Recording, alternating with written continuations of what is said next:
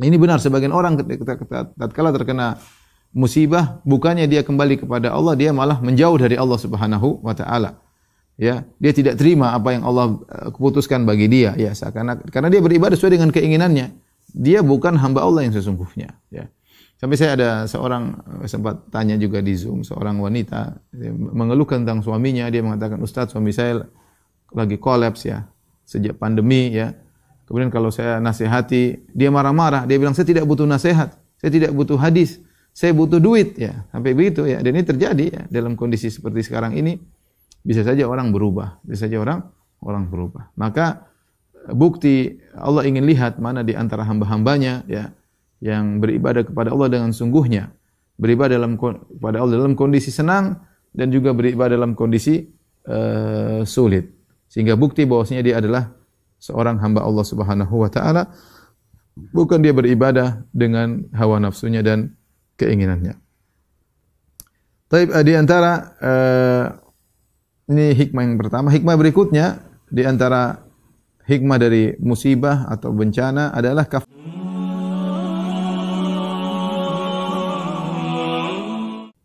oleh karenanya seorang yang hidup di atas muka bumi pasti diuji. Kalau tidak ingin diuji, dia enggak usah hidup di atas muka bumi, ya. Kalau dia mau hidup di atas muka bumi, pasti siapapun orangnya, ya. Saya sering sampaikan, jangankan orang-orang yang hidup sederhana, jangankan yang miskin diuji. Yang sekarang ini, zaman sekarang ini, ketika ada pandemi, yang orang-orang hebat, orang-orang kaya, para pejabat, para kepala negara, mereka lebih pusing mungkin daripada kita. Dan itu serius, bukan main-main. Bahwasanya mereka lebih pusing memikirkan berbagai macam hal, ya, yang berdampak pada mereka, ya. Demikian juga para pemilik perusahaan, ya. Banyak hal yang harus mereka pikirkan, ya. Intinya semua mengalami ujian kehidupan. Dan kalau seorang ingin masuk surga, dia pasti diuji. Allah Subhanahu wa taala, "Wa lanabluwannakum bisyai'in minal khaufi wal ju'i wa naqsin minal amwali wal anfusi was samarat wa basyiris sabirin." Sungguh kami akan menguji kalian dengan sedikit rasa takut, kekhawatiran, sedikit rasa lapar, kekurangan harta, meninggalnya orang-orang yang dicintai, berkurangnya samarat, hasil bumi, wa basyiris sabirin, dan berilah kabar gembira kepada orang yang bersabar. Di sini Allah sebutkan, ya, kami akan berikan kalian ujian, ya. Ujian tersebut mungkin kita alami di zaman sekarang ini, ya.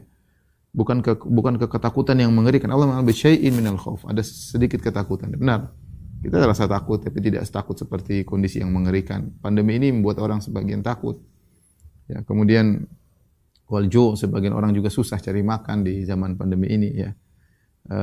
Kemudian kekurangan harta, sebagian tadinya memiliki harta yang banyak tiba-tiba bisa kolaps, ya. Bahkan banyak kawan-kawan dari pengusaha mereka berkata, "Ustadz, kita dulu adalah pengusaha besar, sekarang jadi pengusaha kecil," ya. Belum lagi kawan-kawan yang punya hutang di bank, cicilan, bingung sekarang, ya, bagaimana melunasi cicilan tersebut, ya. Yang selama ini mereka hidup dengan nyaman, dengan hutang riba dan yang lainnya, ya. Banyak ujian, ya. Kemudian juga wal anfus, kekurangan nyawa, sebagian orang kehilangan ayahnya, seorang kehilangan ibunya. Minimal kita kehilangan kawan-kawan, ya, yang tidak kita duga, ya, meninggal di masa pandemi ini, ya. Dan yang lain. Tapi kata Allah, basyiris sabirin, bila kabar gembira kepada orang-orang yang bersabar. Allah juga Subhanahu wa taala berfirman, "Am hasibatum an tadkhulul jannata wa lamma ya'tikum mathalul ladzina khalau min qablikum massatuhumul ba'sa'u wadh-dharra'u wa zulzilu." Apa kalian menyangka akan masuk surga sementara belum datang kepada kalian musibah atau ujian yang menimpa orang-orang sebelum kalian. Massatuhumul ba'sa'u wadh-dharra'u, mereka ditimpa dengan penderitaan, ditimpa dengan kesusahan, ya. Wa zulzilu, dan mereka digoncang oleh Allah Subhanahu wa taala, ya. Allah berfirman, "Alif lam mim, ahasiban nasu ayyutraku ayyaqulu amanna wa hum la yuftanun, wa laqad fatanna alladziina min qablihim fala ya'lamanna Allahu alladziina shadaqu wa la ya'lamanna al-kadzibin." Alif lam mim, apakah manusia dibiarkan berkata kami telah beriman, mereka tidak diuji? Orang yang mengatakan beriman pasti diuji. Wa laqad fatanna alladziina min qablihim, sungguh kami telah menguji orang-orang sebelum mereka.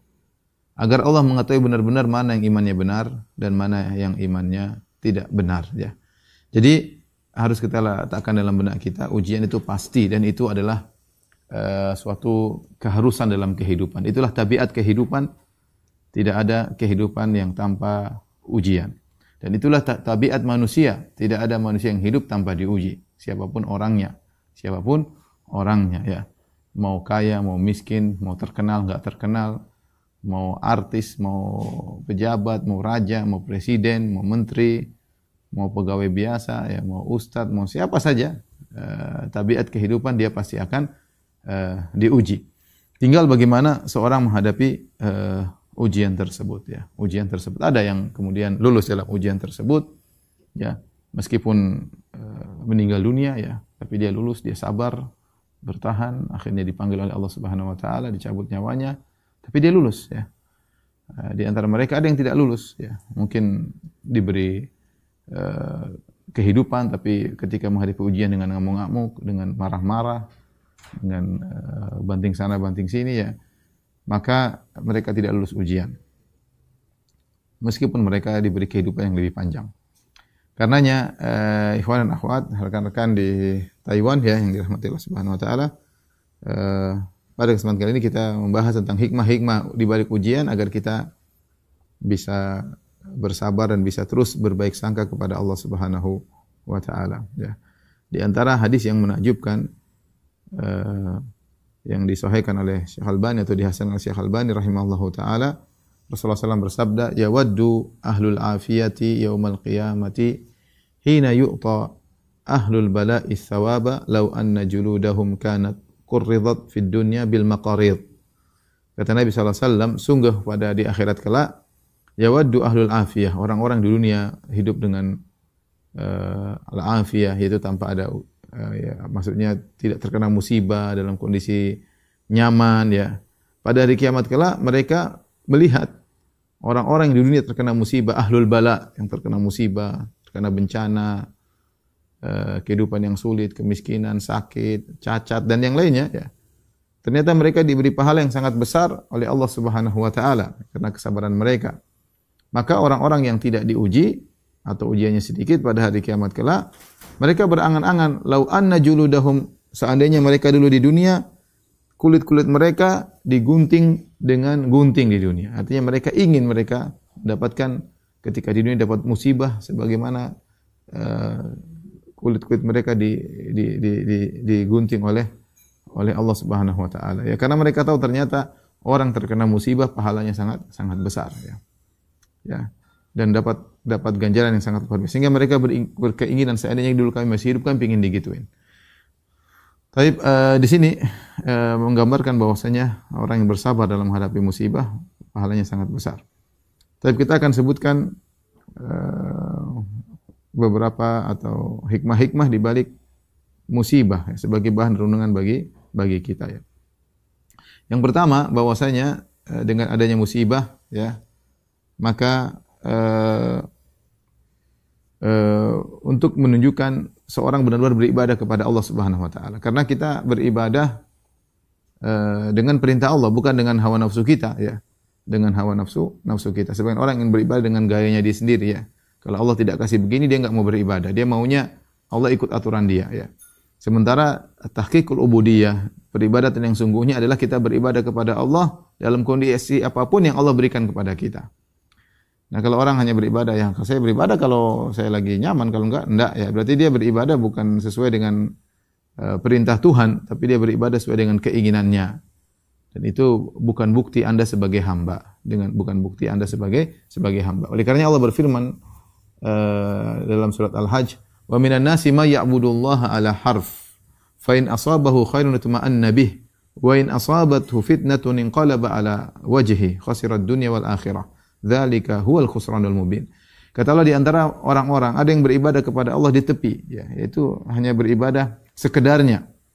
Fa in asabahu khairun itma'anna bih. Kalau dia dapat kenyamanan, dia terus beribadah, ya. Tapi dia ibadahnya tidak sungguh-sungguh, yaitu ibadah dengan sesuai dengan dia keinginan, dapat kenyamanan terus beribadah. Wa in asabathu fitnah, tapi kalau dikasih ujian, inqalaba ala wajhi, dia berbalik. ya dia berbalik. Dia tidak mau beribadah ketika dalam kondisi sulit. Khasirat dunya wal akhirah. Maka rugilah dia dunia dan akhiratnya. Dzalika huwal khusranul mubin. Maka inilah kerugian yang sangat nyata. Ini benar, sebagian orang tatkala terkena musibah, bukannya dia kembali kepada Allah, dia malah menjauh dari Allah Subhanahu wa taala. Ya, dia tidak terima apa yang Allah putuskan bagi dia, ya, karena dia beribadah sesuai dengan keinginannya. Dia bukan hamba Allah yang sesungguhnya, ya. Sampai saya ada seorang sempat tanya juga di Zoom, seorang wanita mengeluhkan tentang suaminya. Dia mengatakan, "Ustaz, suami saya lagi kolaps ya, sejak pandemi ya. Kemudian kalau saya nasihati, dia marah-marah. Dia bilang, saya tidak butuh nasihat, saya tidak butuh hadis, saya butuh duit ya." Sampai begitu ya. Dan ini terjadi ya dalam kondisi seperti sekarang ini. Bisa saja orang berubah, bisa saja orang berubah. Maka bukti Allah ingin lihat mana di antara hamba-hambanya ya yang beribadah kepada Allah dengan sungguhnya, beribadah kepada Allah dalam kondisi senang dan juga beribadah dalam kondisi sulit.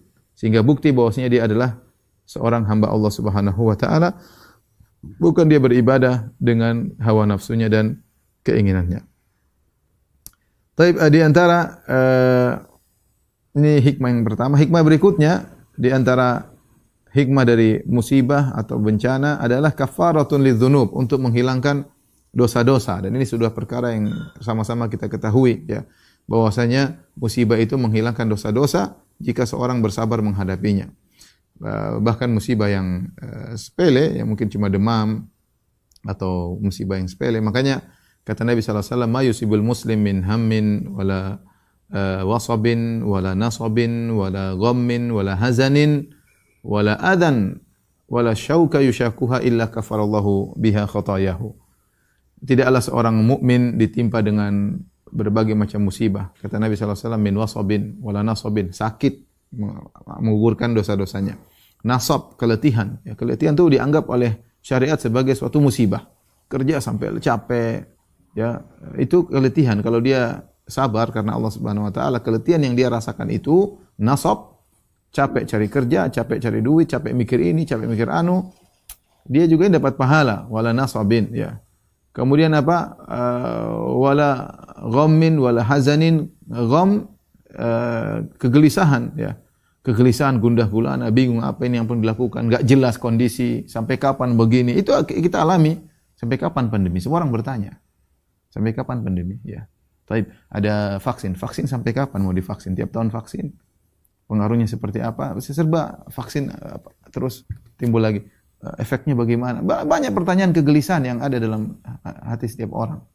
Kita bicara ini, kita tidak bicara musibah besar seperti gempa bumi yang seperti dialami oleh sebagian saudara kita, kemudian tsunami. Ini pandemi ini sebenarnya tidak sebesar itu, tapi kita merasakan semuanya yang namanya gelisah, kekhawatiran, wala hazanin, kesedihan, kesedih dengan usaha yang jatuh, yang kolaps, ada yang keuntungannya menjadi berkurang 70%, dan macam-macam ya yang dialami oleh saudara-saudara kita, dialami oleh sebagian kita di musim pandemi ini. Wala hazanin, wala azan, dan tidak ada gangguan yang mengganggunya. Ada orang menyindirnya, mencibirnya, ada orang mengambil hartanya, ada orang menipunya ya. Wala syauka yushakuha, bahkan duri yang mengenai dirinya, kecuali Allah akan menghapuskan dosa-dosanya. Jadi segala musibah, segala bencana Allah akan menghapuskan dosa-dosanya. Di antaranya demam, kata Nabi sallallahu alaihi wasallam kepada seorang wanita, "La tasubbil humma fa innaha tudhibu khataaya bani Adam kama yudhibul kir khabathal hadid." Janganlah engkau mencela demam. Ya, aduh, apa ini demam begini kok enggak hilang-hilang, itu enggak boleh seperti itu ya. Ini demam kok sudah minum ini enggak hilang-hilang, itu namanya mencela demam, mencela penyakit.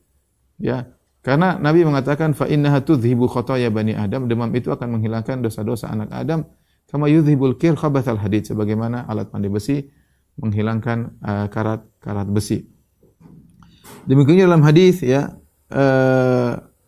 kata Nabi sallallahu alaihi wasallam, "Ma yusibul mu'min min syauqah fama fawqa illa rafa Allah biha darajah wa hatta anhu biha khati'ah." Tidaklah seorang muslim ditimpa dengan musibah berupa duri ya, atau yang lebih daripada itu, kecuali Allah angkat derajatnya dan Allah akan menghapuskan dosa-dosanya. Dan Nabi sallallahu alaihi wasallam bersabda, "Idza aradallahu bi 'abdihil khaira ajjala lahul 'uqubata fid dunya." Jika Allah menghendaki kebaikan pada seorang hamba, Allah segerakan Allah segerakan hukumannya di dunia, ya. Jadi hukumannya sudah dicicil oleh Allah Subhanahu wa taala, dihapuskan oleh Allah sehingga di akhirat dia tidak punya dosa, ya. Dalam hadis la yazalul bala, senantiasa musibah mengenai seorang muslim, menggugurkan dosanya sedikit-sedikit sampai dia berjalan di atas muka bumi, walaisa alaihi khati'ah, tidak ada dosanya sama sekali. Musibah silih berganti mengenai dia, ya. Dan dia selalu bersabar menghadapi itu semua, ya. Nabi SAW bersabda, inna idhamal bala ma idhamil jaza. Inna idhamal jaza ma idhamil bala.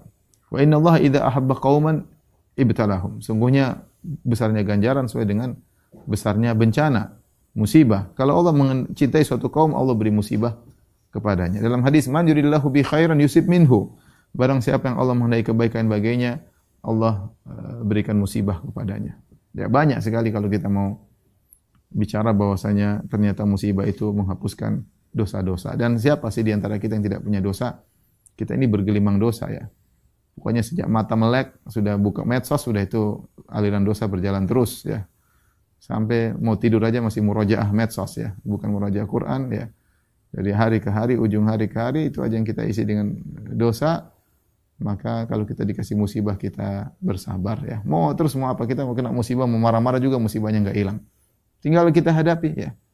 Mau sabar atau tidak. Kalau sabar, dosa-dosa dikurangi. Kalau nggak bersabar, tambah banyak dosa. Kemudian di antara hikmah dari musibah tadi, selain menghilangkan dosa-dosa, yang itu otomatis akan mengangkat derajat, juga akan mengangkat derajat seseorang. Mengangkat derajat seseorang, ya. Tadi kita sudah sebutkan tidaklah seorang terkena duri atau yang lebih daripada itu, ya, kecuali Allah akan angkat derajatnya, ya. Allah akan angkat derajatnya. Dalam hadis juga kata Rasulullah SAW, inna rajula la yakunu lahul manzilatu inda Allah. Sungguh ada seorang, dia punya kedudukan di sisi Allah Subhanahu wa taala. Fama yablughuha bi amal. Ternyata amal dia tidak bisa membuat dia sampai kepada derajat yang tinggi tersebut. Fala yazalu Allahu yabtalihi bima yakrah hatta yuballighahu iyyaha. Maka caranya agar dia bisa naik derajat sampai pada tersebut, maka Allah Subhanahu wa taala memberikan dia musibah terus, musibah sampai dia mendapatkan pahala yang cukup untuk mendongkraknya naik di atas derajat yang tinggi. Maksudnya apa, bagaimana ikhwan? Maksudnya begini, sebagian kita mungkin beribadah, dia salat, baca Quran, ya, tapi pahalanya enggak bisa dongkrak dia ke derajat yang tinggi. Dan Allah sayang sama dia, Allah ingin dia naik derajat tinggi. Gimana? Allah kasih musibah. Karena musibah itu benar-benar pahalanya besar bagi orang yang sabar. Bukankah Allah mengatakan innama yuwaffas sabiruna ajrahum bighairi hisab? Sesungguhnya orang-orang yang sabar diberi pahala tanpa batas, ya. Karenanya sabar itu pahalanya sangat besar, ya. Dan banyak Allah sebutkan masuk surga dengan kesabaran, ya. Salamun alaikum bima sabartum. Masuklah kalian surga karena kesabaran kalian, ya. Banyak dalam ayat Allah mengatakan demikian. Kalian masuk surga karena wa jazahum bima sabaru jannatan wa harira. Allah memberi balasan kepada mereka karena kesabaran mereka. Allah berikan surga, Allah berikan sutra bagi mereka, ya. Ulaika yujzaunal ghurfata bima sabaru, dalam surat Al-Furqan. Sungguhnya mereka itu diberi ganjaran yang tinggi karena kesabaran mereka. Jadi sabar dalam menghadapi musibah ini pahalanya besar. Nah, ketika Allah melihat seorang hamba, dia sholat, dia sedekah, tapi sedekahnya tanggung sedikit, sholatnya juga tanggung, sholat malam cuma 1 rakaat, ya, baca Quran tanggung cuma 1 halaman, maksudnya ada dia, oke lah, derajat dia bagus. Cuma kalau mau naik derajat tinggi nggak bisa, semua ibadah dia tanggung. Terus bagaimana? Ya ada cara yang Allah berikan kepada dia agar derajatnya tinggi, dikasih musibah. Yang dia tidak suka dengan musibah tersebut, tapi Allah tarik dia untuk ke tempat yang tinggi. Caranya dikasih musibah. Dia bersabar. Dia mengatakan inna lillahi wa inna ilaihi raji'un. Dia mengatakan alhamdulillah ala kulli hal. Allahumma ajurni fi musibati hadza, ya Allah berikanlah aku pahala di balik musibah ini, ya. Ya, makanya Nabi mengatakan ajaban li amril mu'min, innal amrahu kullahu khair wa laysa dzalika illa lil mu'min. Sungguh menakjubkan perkara mukmin. Ya, semua perkaranya baik baginya, dan itu tidak berlaku kecuali bagi orang mukmin. Orang tidak beriman tidak bisa berlaku ini. In asabathu In asabahu sarra syakara fa kana khairan lahu. Kalau dia ditimpa dengan kebaikan, mendapatkan kesenangan, dia bersyukur. Wa in asabahu dharra sabara fa kana khairan lahu. Kalau ditimpa dengan kesulitan, dia bersabar. Dia bersabar, dia jaga lisannya, jaga sikapnya, jaga komentarnya, sabar dia, ya, sabar. Ya. Ya, ini sudah takdir Allah dan dia terima takdir tersebut. Dia terima takdir tersebut, maka kesabarannya itu mendatangkan pahala yang sangat besar, mendongkrak dia langsung sampai derajat yang tinggi, mengalahkan ibadah-ibadah rutinitas yang biasa dia lakukan. Ya. Rutinitasnya banyak, zikir pagi petang, haji, mungkin baca Quran, tapi ini belum bisa mendongkrak dia sampai derajat yang tinggi. Ya. Maka dikasih musibah yang luar biasa. Dan sebagian saudara-saudara kita seperti itu ya. Kasih musibah. Saya kayak lihat kalau saya posisi dia, wallah alam saya bisa mampu enggak menghadapi seperti itu ya. Sepertinya tidak mampu, hamba ini sangat lemah. Tapi teman itu kuat. Kagum kita melihatnya, Masya Allah. Mungkin memang Allah pilih dia, dikasih musibah yang luar biasa, dan dia bisa menghadapinya. Ketemu, senyum, tidak ada wajah. Padahal musibahnya bertumpuk-tumpuk. Tapi kalau ketemu, senyum. Ya. Kita enggak tahu apa yang ada dalam hatinya. Ya. Sebagian orang mengatakan, sampai ada yang bertanya kepada seorang, Anda dapat musibah banyak, kenapa senyum terus? Kata dia, senyumku untukmu, curhatku hanya untuk Allah Subhanahu wa taala. Ya, curhatku hanya untuk Allah Subhanahu wa taala. Oleh karenanya, ini di antara hikmah bahwasanya seorang ketika terkena musibah dan dia bersabar, diangkat derajatnya di sisi Allah Subhanahu wa taala ya. Ya. Sesungguhnya dia akan diangkat derajatnya oleh Allah Subhanahu wa taala. Makanya tadi saya sebutkan hadis ma yazalul bala bil mu'min wal mu'mina fi nafsihi wa waladihi wa malihi hatta yalqallah wa ma alaihi khati'ah. Senantiasa musibah menimpa seorang mukmin dan seorang mukminah ya. Mungkin terus ditimpa musibah ya. Menimpa dirinya, menimpa anaknya fi nafsihi, menimpa dirinya wa waladihi, menimpa anaknya. Ya, nanti kedatangan anaknya, tahu-tahu anaknya baru lahir berapa bulan meninggal dunia ya. Wa malihi, menimpa hartanya sampai dia bertemu dengan Allah kosong bersih, tidak ada dosanya sama sekali. Derajatnya ditinggikan oleh Allah Subhanahu wa taala. Ya, Nabi sallallahu alaihi wasallam juga bersabda, "Idzabtalaitu 'abdi bihabibataihi fasabara awatuhu anhumal jannah." Jika aku menimpakan musibah pada hambaku dengan dua yang dia cintai, itu matanya, dia tidak bisa melihat, maka aku akan ganti dia dengan surga jika dia bersabar menghadapinya ya, jika dia bersabar menghadapinya. Taib, ini di antara hikmah dari musibah ya, meninggikan derajat seseorang ya. Kemudian di antara hikmah dari musibah adalah kesempatan bagi seorang untuk berfikir tentang kesalahan-kesalahannya ya. Dia introspeksi kalau bahasa kita, introspeksi diri. Nah, tidak ada musibah mengenai dia kecuali dia punya kekurangannya.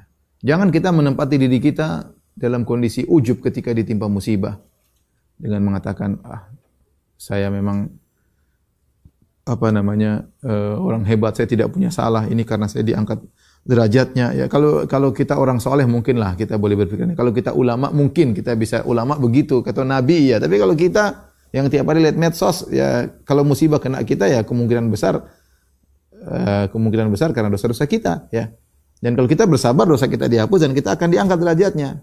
Tapi ketika kita kena musibah, kita introspeksi diri.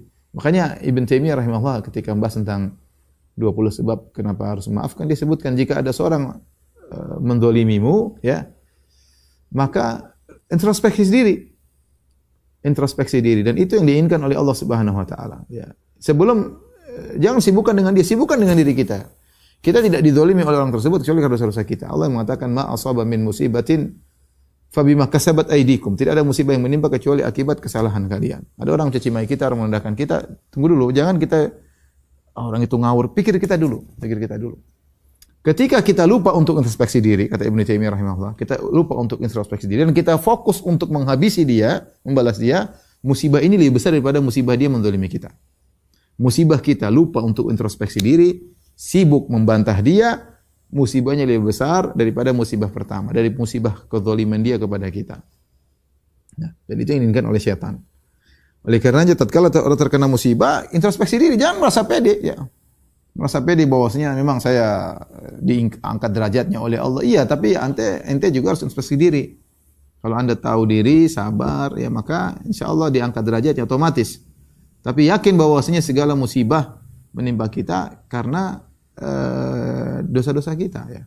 Makanya para salaf dahulu mengatakan, saya mengetahui bagaimana asar dampak dari dosaku, dari keluargaku, dari tungganganku, ya. Dia tahu, ya, sikap keluarganya yang berubah, sikap tunggangannya yang aneh, ya, itu dampak dari maksiat yang saya lakukan. Dampak dari maksiat yang saya lakukan. Bisa jadi saya katakan seorang laki pulang ke rumah, istrinya marah-marah melulu, dikasih duit nggak pernah puas begini, nuntut banyak-banyak. Mungkin karena maksiat yang dilakukan, ya. Ya. Jangan dia bilang, wah memang saya diangkat derajatnya oleh Allah punya istri seperti ini. Tapi dia pikir mungkin dia punya maksiat, mungkin dia lihat apa di luar, mungkin dia ganggu istri orang, mungkin dia ngelirik sana, mungkin dia ini, dia nggak tahu, ya. Atau dia dolimi orang, Allah bikin dampak maksiatnya di rumahnya sendiri. Maka seorang ketika terkena musibah, yang paling penting dia introspeksi diri. Dia buka lagi lembaran-lembaran masa lalunya, apa yang telah dia lakukan selama ini. Dia berusaha untuk perbaikinya, ya. Kalau belum bisa, dia beristighfar kepada Allah banyak-banyak. Ya Allah, saya belum bisa merubah diri saya. Ya, maafkanlah hamba-Mu yang dengan lemah ini, ya Allah, ya. Nangis di hadapan Allah Subhanahu wa taala. Kalau dia bisa rubah, maka dia rubah bertahap. Dia rubah. Karena di antara musibah yang besar, kalau orang terkena musibah tidak introspeksi diri. Tadi kata Ibnu Taimiyah rahimahullah taala. Ya, di antara musibah terbesar, seorang terkena musibah, dia tidak introspeksi diri, maka dia melemparkan segala sebabnya ke luar dirinya. Ya, dia lemparkan seluruh sebab musibah yang menimpanya kepada keluar dirinya. Maksudnya, ini gara-gara ini gara-gara ini gara-gara tetangga, ini gara-gara istri, gara-gara anak, gara-gara kawan, gara-gara pegawai yang goblok, gara-gara bos yang goblok, gara-gara pemerintah, gara-gara, ya memang ada sebabnya semua. Tapi semuanya yang pertama, introspeksi diri dulu. Ya. Introspeksi diri dulu. Ketika seorang lupa diri, kemudian melemparkan semua kesalahan kepada orang lain, maka itu musibah yang lebih besar daripada musibah yang sedang dia hadapi. Tapi di antara hikmah daripada musibah, ya, dengan musibah seorang belajar menguatkan tauhidnya, ya. Dia tahu namanya tawakal. Ya. Dia tidak pernah tahu tawakal selama ini kecuali ketika terkena musibah. Siapa yang mau dia harapkan? Ya, sekarang kita kena pandemi, mengharap sama siapa? Coba, mengharap sama siapa? Ya, mengharap sama siapa? Semuanya nggak ada yang pasti. Dulu bilang, oh nanti bulan Juli pandemi hilang. Ternyata bulan Juli nggak hilang-hilang. Nanti awal tahun hilang insya Allah, ya nggak hilang juga, ya. Terus apa lagi? Oh nanti ada ini, oh lama-lama tubuh kuat semua, ternyata kena juga. Mulai banyak yang meninggal. Wah yang dekat meninggal orang dekat-dekat kita malah. Ya, saya aja di HP sudah berapa banyak orang yang namanya masih ada, saya belum hapus, orang sudah nggak ada. Ya. Kawan-kawan dekat, ya, teman-teman, ya, kenalan sini, kenalan sana, ya. Begitu kondisi yang ada, ya. Ya, kita diajari untuk tawakal kepada hanya Allah yang bisa mengangkat ini semua. Kita bersandar kepada Allah Subhanahu wa taala. Tadi terkadang kita dikasih musibah agar kita belajar tawakal, ya. Saya selalu cerita, saya pernah ketemu orang di salah satu kota di Jawa, ya. Waktu kebetulan saya ceramah tentang tawakal, kemudian dia bilang, "Ustaz, ya benar ceramah Ustaz, benar saya pernah mengalami, ya. Saya divonis mati oleh dokter, kalau nggak salah umur saya tinggal 3 bulan atau 6 bulan, saya lupa, dan saya sudah operasi berulang-ulang, saya sudah habis banyak, akhirnya kesimpulannya kamu umurmu tinggal 3 bulan atau 6 bulan, saya lupa. Nah, ini saya ketemu dengan seorang wanita yang kerabat saya, solehah, dia bilang, sudahlah kamu punya uang tinggal berapa, kamu puasa sunnah, kemudian jangan lupa sedekah, sholat malam, dan alhamdulillah saya sembuh, Ustaz. Alhamdulillah saya sembuh. Kemudian dia lihatkan bekas operasinya. Saya bilang Masya Allah. Jadi dia diajarin untuk bertawakal kepada Allah, ya. Kondisi Allah membuat kita kondisi terjebak untuk berlepas dari semua kekuatan dan daya upaya manusia. Kemudian bersandar kepada Allah. La haula wala quwata illa billah. Tidak ada daya, tidak ada upaya, tidak ada perubahan kondisi kecuali dengan Allah Subhanahu wa taala, ya. Ya. Oleh karenanya pelajaran yang besar yang kita ambil dari adanya musibah yaitu kita bertawakal kepada Allah. Kita lihat ketika kita tawakal, ya ketika kena musibah, ya bersandar sama siapa? Kadang teman-teman dekat menjauh dari kita. Gimana kita mengharap dari mereka? Mereka juga susah. Ya, mereka juga susah. Ya, kita kasih udzur sama mereka. Mereka juga susah. Yang biasanya mungkin Teman sekarang mulai menjauh, yang biasanya mungkin kasih hadiah nggak pernah kasih hadiah, yang biasanya membantu dengan mudahnya nggak bisa membantu, ya mereka sama-sama susah. Ya, kita dijebak sehingga kita dijebak oleh Allah sehingga kita hanya bertawakal kepada Allah Subhanahu wa taala. Sebagian kawan yang terkena musibah banjir, mereka mengatakan, "Ustaz, benar-benar ya, kita tahu kita ini lemah, nggak bisa apa-apa ya. Kita di tengah-tengah air yang begitu banyak, nggak ada air bersih untuk minum ya. Saya melihat bagaimana hewan-hewan berusaha menyelamatkan diri. Kita nggak bisa apa-apa sudah. Sudah, ini semua benar-benar kita ini makhluk diatur ikut aturan Tuhan. Ya. Di situ kita hanya bisa pasrah kepada Allah Subhanahu wa taala ya. Jadi banyak pelajaran ya yang apa namanya? Membuat kita menjadi bertawakal kepada Allah. Makanya di antara pelajaran besar dari namanya musibah, menghilangkan keangkuhan kita, keakuan kita, kesombongan kita, ujub kita, semuanya kita buang. Jadi ini disampaikan oleh Ibnu Qayyim rahimahullah taala ya, dengan perkataan yang indah. Beliau berkata, "Falaula annahu subhanahu yudawi ibadahu bi adwiyatil mihan wal ibtila la tagaw wa bagaw wa atau." Kalau bukan Allah Subhanahu wa taala mengobati hamba-hambanya dengan pil-pil ujian, musibah ya. Dengan tablet-tablet musibah ya, dengan kapsul-kapsul obat ini, musibah, ujian. Kalau Allah tidak kasih obat-obat seperti itu, la tagaw, mereka akan berlebih-lebihan melampaui batas. Wa bagaw, mereka akan berbuat zalim. Wa atau, mereka akan sombong. Coba kalau orang sehat terus, melulu, enggak pernah sakit, enggak pernah kena musibah, angkuh, sombong, merasa diri hebat. Berhasil terus, sukses terus, menang terus, ya sudah, pasti sombong. Ya. Makanya Allah kasih musibah. Musibah sebenarnya obat untuk meningkatkan imun ya. Obat Allah kasih. Ya. Wallahu subhanahu idza arada bi abdihi khairan saqahu dawa minal ibtila wal imtihan ala qadri halihi. Dan kalau Allah menghendaki, kata Ibnu Qayyim, menghendaki kebaikan pada seorang hamba, Allah antarkan kepada dia obat berupa ujian, berupa musibah sesuai dengan kondisinya. Yastavrighu bihi minal adwa al-muhlikah. Dengan obat-obatan tersebut, maka sang hamba akan mengeluarkan penyakit-penyakit yang mematikan. Hatta idza hadzabahu wa naqqahu wa saffahu ahallahu li asyrafi maratibid dunya wa hiya ubudiyatuhu. Ya, ketika dia sudah bersihkan segala penyakit dari dirinya dengan musibah tersebut, sombongnya dia buang, angkuhnya dia buang, ujubnya dia buang, merasa tingginya dia buang, maka Allah siapkan dia untuk meraih kedudukan yang paling tinggi di dunia, yaitu beribadah kepada Allah Subhanahu wa taala. Dan Allah akan angkat derajatnya di akhirat, yaitu melihat Allah pada hari kiamat kelak. Makanya dalam pernyataan Ibnu Qayyim yang lain, kalau seandainya Allah tidak berikan obat-obat berupa ujian dan musibah, dia akan terkena penyakit tadi, sombong, penyakit far'anah, yaitu seperti Fir'aun, angkuh. Disebutkan Fir'aun kenapa sombong begitu? Karena dia hidup lama, berkuasa lama. Ya, dia hidup lama, berkuasa lama sehingga dia lupa diri, dia merasa dirinya hebat. Kenapa tidak terkena musibah? Ya, membuat orang lupa diri. Buat orang lupa diri. Jadi anggaplah musibah ini adalah obat. Dengan obat tersebut menghilangkan banyak penyakit hati kita ya. Bersandar kepada makhluk ya, sombong, angkuh ya. Makanya Allah Subhanahu wa taala mentakdirkan para sahabat sempat kalah di awal perang Hunain. Kenapa? Mereka punya penyakit ujub. Ketika para sahabat berperang dalam perang Hunain, kalau enggak salah mereka bawa pasukan 12.000 orang. Biasanya para sahabat perang bersama Nabi SAW sedikit saja sudah menang. Lihat dalam perang Badar cuma 300 sekian belas mengalahkan 1.000 orang. Ya. Apalagi sekarang pasukannya banyak, sedikit saja bisa menang, apalagi kam min fi'atin qalilatin qalabat fi'atin katsira. Betapa banyak kelompok sedikit bisa mengalahkan kelompok yang besar. Apalagi sekarang jumlah mereka 12.000.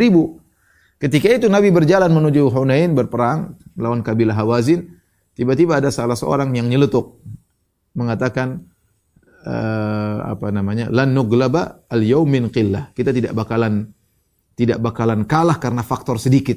Kita enggak bakalan kalah karena faktor jumlah sedikit. Kenapa? Kita banyak, pasti menang. Ada rasa ujub dengan jumlah yang banyak. Fasyaqqa dzalika 'ala Nabi sallallahu alaihi wasallam. Maka hal itu terasa berat bagi Nabi. Nabi dengar pernyataan itu, pernyataan lupa diri, pernyataan seorang menyadarkan dirinya kepada kekuatan pribadi. Ya, lupa bahwasanya semua kemenangan dari Allah Subhanahu. Ini penyakit ujub. Maka akhirnya di awal peperangan kalah. Kabur. Para sahabat kabur, hanya sedikit yang bertahan di depan bersama Nabi sallallahu alaihi wasallam. Nabi yang maju, Nabi berkata, "Ana nabiyyun la kadzib, ana ibnu Abdul Muttalib." Nabi maju, sementara orang-orang pada mundur. Kata Nabi, aku adalah Nabi dan aku tidak dusta dan aku adalah cucunya Abdul Muttalib. Kemudian dia maju ke depan. Yang lain pada mundur. Maka Allah turunkan firman Allah Subhanahu wa taala, "Wa laqad nasarakumullahu fi mawatin katsirah wa yauma Hunainin idh ajabatkum kathratukum falam tughni ankum syai'an wa dhaqat 'alaikumul ardu bima rahubat tsumma wallaytum mudbirin." Kata Allah, sungguh Allah telah menolong kalian dalam banyak peperangan. Allah ingatkan, kalian jangan sombong, jangan ujub. Peperangan kalian yang semuanya menang itu semua Allah yang tolong. Laqad nasarakumullahu fi mawatin katsirah. Allah telah tolong kalian dalam banyak peperangan. Wa yauma Hunain idz ajabatkum kathratukum. Namun ketika peperangan kalian sombong dengan jumlah kalian. Falam tughni ankum syai'a. Ternyata jumlah banyak tersebut tidak bisa menolong kalian sama sekali.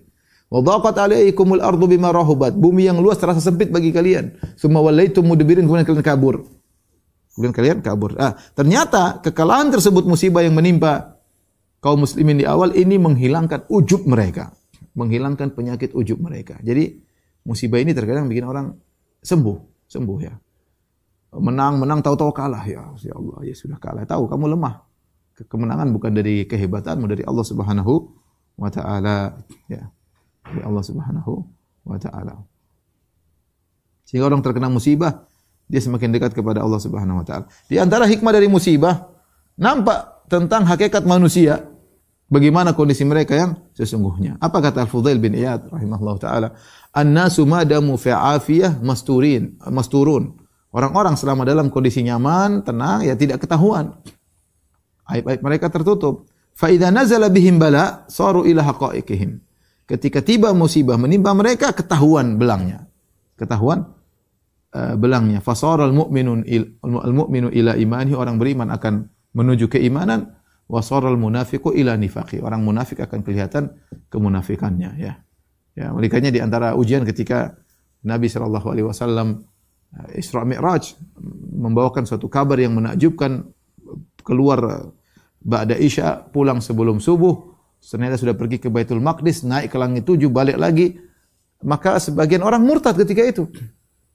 Orang murtad dan orang-orang datang kepada Abu Bakar As-Siddiq, kemudian ngejek. Abu Bakar Siddiq ini sahabatmu ini kemarin agak beres, sekarang udah enggak beres. Masa dia bilang tidak sampai 1 malam dia sudah pergi Baitul Maqdis, jaraknya ribuan kilo, kemudian naik langit 7 balik lagi. Apa kata Abu Bakar As-Siddiq? Naam. Ya. Kau percaya wahai Abu Bakar As-Siddiq bi annahu atas Syam fi lailatin wahidatin thumma raja ila Makkah? Kau percaya dalam 1 malam dia pergi ke negeri Syam, balik lagi ke Mekah? Kita bicara zaman itu ya. Zaman yang sepeda aja belum ditemukan ya. Bagaimana Muhammad bisa pergi ke Syam sallallahu alaihi wasallam dan balik belum 1 malam? Kau membenarkannya wahai Abu Bakar? Kata Abu Bakar, "Na'am, aku benarkan. Inni usaddiquhu bi ab'ada min dzalik." Aku bahkan membenarkan dia yang lebih parah daripada ini. Bukan cuma bilang semalam sudah boleh balik negeri Syam ke kota Mekah. Lebih parah daripada ini aku benarkan. Usaddiquhu bi khabaris sama. Aku membenarkan dia bahwasanya ada berita dari Allah di atas langit sampai kepada dia. Maka dikatakan Abu Bakar dengan As-Siddiq. Maka kelihatan ya tadi seperti tadi ada orang yang terkena musibah malah menjauh dari Allah. Ada orang terkena musibah suudzon kepada Allah. Ada orang kena musibah malah tidak beribadah kepada Allah, malah menghibur dirinya dengan kemaksiatan dan yang lainnya. Maka ketahuan hakikat seorang ketika terkena musibah. Mudah-mudahan kita termasuk orang-orang yang kalau terkena musibah kita semakin dekat dengan Allah Subhanahu wa taala ya. Kemudian di antara hikmah dari musibah adalah menguji seseorang ya, membina mentalnya. Dia terkena musibah dia kuat. Dia tahan banting kalau bahasa kita, tahan banting. Kenapa bisa terkena musibah? Makanya di antara ulama mengatakan hikmahnya kenapa Nabi Muhammad SAW sejak kecil dikasih musibah. Karena dia akan menghadapi ujian yang sangat besar di kemudian hari, dan sudah tahan banting. Si kecil lahir bapaknya sudah enggak ada. Sallallahu alaihi wasallam. tinggal sama ibunya. Kemudian ibunya taruh dia di tempat susuan di Taif ya, sampai umur 4 tahun.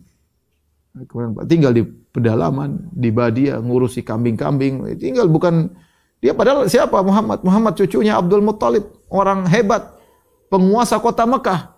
Kalau dia dimanja harusnya bisa, tapi tidak, tinggal di Taif.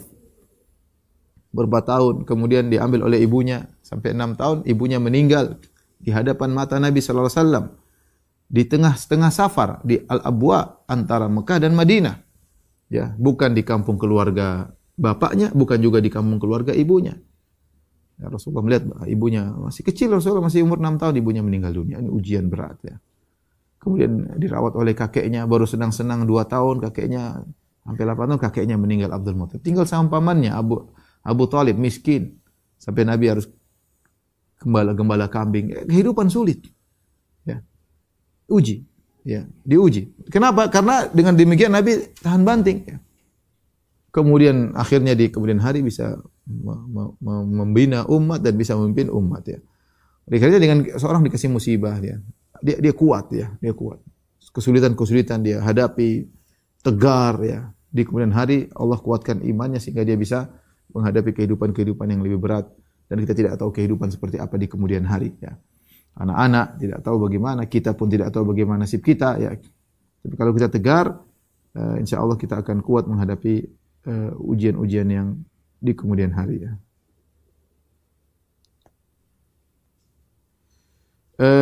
Tadi sudah saya singgung juga bahwasanya yang paling utama adalah seorang ketika terkena musibah introspeksi diri, ingat tentang dosa-dosanya ya.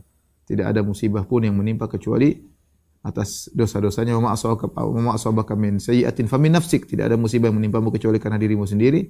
Ma asabakum musibatin fabima kasabat aydikum. Tidak ada suatu musibah yang menimpa kalian kecuali akibat ulah perbuatan kalian. Allah juga berfirman, "Zaharul fasadu fil barri wal bahri ma kasabat aydin nas liyudhiqahum ba'dalladzi amilu la'allam yarji'un." Telah nampak kerusakan daratan di lautan. Kerusakan daratan lautan. Ya, musibah.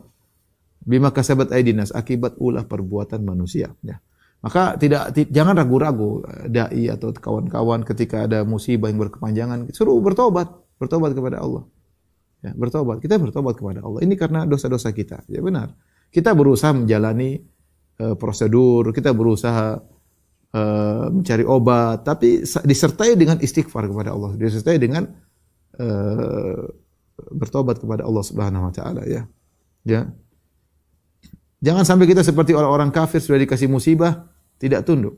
Walaqad akhadnahum bil adzabi famastakanu li rabbihim wa ma yatadarra'un. Sungguh kami telah memberikan azab kepada mereka, famastakanu li rabbihim wa ma yatadarra'un. Mereka tidak tunduk kepada Allah, cuek aja. Ya. Tidak ada. Tidak tunduk, tidak merendah di hadapan Allah. Ya musibah dianggap ya biasa aja.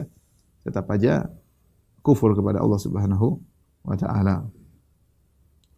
Di antara hikmah dari musibah, 2 lagi insyaallah kita sampaikan.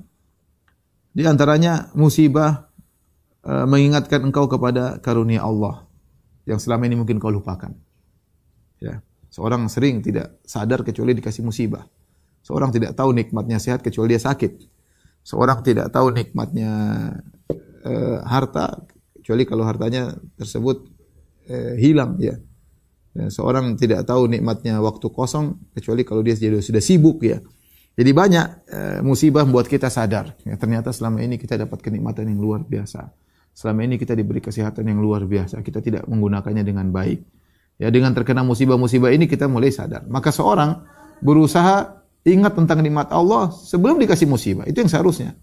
Jangan kita menjadi orang baru ingat tentang nikmat Allah kalau sudah dikasih musibah. Jangan. Kita berusaha selalu ingat nikmat Allah, ya. Makanya zikir pagi petang sangat penting, ya. Asbahna, ya ala nikmatillah, di atas nikmat Allah. Kita terus, ya. Asbahal mulku lillah. Kita zikir pagi petang kita ingat bahwa semuanya karena Allah, semuanya karena Allah. Terkena musibah membuat kita sadar tentang karunia yang Allah berikan selama ini. Kemudian di antara hikmah dari musibah, kita tahu tentang hakikat dunia. Dunia ini kenikmatan yang cepat bisa berubah. Ya. Tadinya kaya tiba-tiba kolaps ya, tapi sehat tiba-tiba sakit. Maka jangan terpedaya dengan dunia. Dunia ini tidak selalu seperti ini, bisa jadi. Kita tahu bisa jadi kita senang terus, tapi belum tentu seperti buktinya sekarang kondisi bisa berubah. Orang bisa berubah 180 derajat, kondisi ekonomi bisa hancur tiba-tiba. Ya. Dan yang lainnya ya. Ya. Dan yang lainnya. Maka jangan terpedaya dengan dunia. Dunia ini kalau ada di tangan Anda maka manfaatkan sebaik-baiknya. Karena dunia ini menipu, bisa jadi pergi dengan tiba-tiba. Maka seorang waspada ya. Lihat betapa orang di Jakarta, orang kaya-kaya meninggal. Hartanya tidak bisa menolongnya dari penyakit ini, penyakit Covid. Jadi itu banyak kita dengar pemilik ini meninggal. Pemilik ini meninggal. Masya Allah. Ada kawan juga punya kenalan yang punya rumah di luar negeri lah, punya inilah, punya apartemen inilah, meninggal. Ada yang punya kapal, meninggal. Tidak bisa apa-apa. Dunia ini jangan menipu kita. Kalau bukan dunia yang pergi, kita yang pergi meninggalkannya. Wa taraktum ma khawwalnakum wara'a dhuhurikum. Kata Allah, wa laqad ji'tumuna furada kama khalaqnakum awwala marrah. Wa taraktum ma khawwalnakum wara'a dhuhurikum. Kalian akan datang kepada kami wahai manusia, kata Allah Subhanahu wa taala, sendiri-sendirian. Ya sebagaimana, dan kalian meninggalkan apa yang telah kami berikan kepada kalian. Semuanya ditinggalkan, meninggal selesai, semua ditinggal. Mau duit banyak diberangkas, mau ATM tebal, apa semua tinggal. Kekayaan enggak ada manfaatnya. Musibah ini buat kita belajar ya. Buat kita belajar bahwasanya dunia ini sangat menipu. Entah dunia yang berubah tiba-tiba seorang kaya menjadi miskin, sehat menjadi sakit, atau dia tetap kaya tapi dianya yang pergi meninggalkan dunia ini. Dan itu banyak terjadi di musim sekarang. Dan terakhir, ikhwan dan akhwat rahmatillah subhanahu wa ta'ala, dengan musibah ini menjadikan seorang rindu untuk surga ya. Kita bahwasanya dunia ini bukanlah tempat yang selalu nyaman, penuh dengan suka duka, musibah apapun, musibah pandemi, musibah di keluarga, musibah di pekerjaan. Demikianlah kehidupan. Allah tidak menjadikan dunia ini suatu yang nyaman 100%, pasti terkontaminasi dengan kesedihan, terkontaminasi dengan kekhawatiran ya.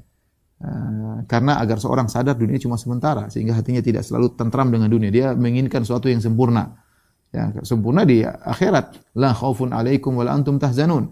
Kalau sudah masuk surga, tidak ada kekhawatiran, tidak ada kesedihan, tidak ada gundah gulana, semuanya kebahagiaan. Maka dengan adanya musibah yang menimpa kita, menimbulkan kekhawatiran, kegelisahan, ini membuat kita rindu untuk menuju surga, dan kita tahu bahwasanya kehidupan dunia memang demikian, tabiatnya seperti ini. Menurut saya, musibah adalah ujian yang paling jujur dalam kehidupan manusia. Di saat segalanya terasa berat dan dunia seakan menutup diri, justru disitulah keimanan kita diuji. Apakah kita masih mampu bersyukur? Apakah kita masih percaya bahwa Allah Maha Baik? Bahkan ketika keadaan tidak sesuai harapan. Dalam kehidupan modern seperti sekarang, banyak orang yang mengukur kebahagiaan dari harta, jabatan, dan pengakuan manusia. Namun, ketika semuanya itu hilang karena sebuah musibah, barulah hati kita sadar bahwa tidak ada yang benar-benar abadi selain Allah. Musibah adalah cara Allah memurnikan hati kita dari kesombongan dan kelalaian, agar kita kembali bergantung kepadanya sepenuhnya. Saya yakin, tidak ada air mata yang jatuh sia-sia di jalan Allah. Setiap luka yang kamu rasakan hari ini sedang menyiapkan versi terbaik dari dirimu untuk esok hari. Maka jangan terlalu sibuk bertanya, kenapa aku diuji? Tapi tanyakanlah, apa yang ingin Allah ajarkan lewat ujian ini? Karena seringkali di titik terendah itulah Allah sedang mengangkatmu ke derajat yang lebih tinggi. Hanya saja kamu belum menyadarinya. Barakallahu fikum.